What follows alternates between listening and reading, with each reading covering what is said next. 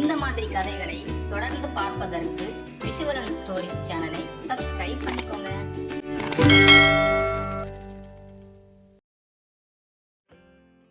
ஏமாந்த சிறுத்தை. ஒரு நாள் சிறுத்தை பசியுடன் உணவை தேடியது. அப்போது ஒரு கருப்பு மானையும் புள்ளி மானையும் கண்டது. அவை இரண்டும் மலையடிவாரத்தில் மேய்ந்து கொண்டு இருந்தன. சிறுத்தை மிகுந்த எச்சரிக்கையுடன் மலையடிவாரத்தருகே சென்றது. ஆனால் எதனை தாக்குவது என அது முடிவு செய்யவில்லை. அதே நேரத்தில் சிறுத்தையை பார்த்த மான்கள் இரண்டும் வேகமாக ஓடின. பிறகு அவை இரண்டும் ஒரு இடத்தில் இடது வலது பாதைகளில் ஓடின.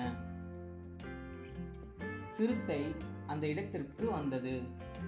எதை துரத்தலாம் என்று தயங்கி நின்றது.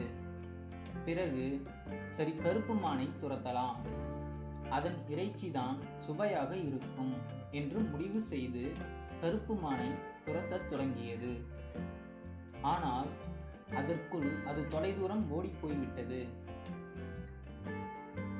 உடனே சிறுத்தை, அது வேகமாக ஓடக்கூடிய மான், அதை பிடிக்க முடியாது, பசி வேறு அதிகமாக விட்டது, சரி புள்ளி மானை பிடிக்கலாம் என்று தீர்மானித்து மற்ற பாதையில் ஓடியது. ஆனால் புள்ளிமான் எப்போதோ பஞ்சாய் பறந்துவிட்டது.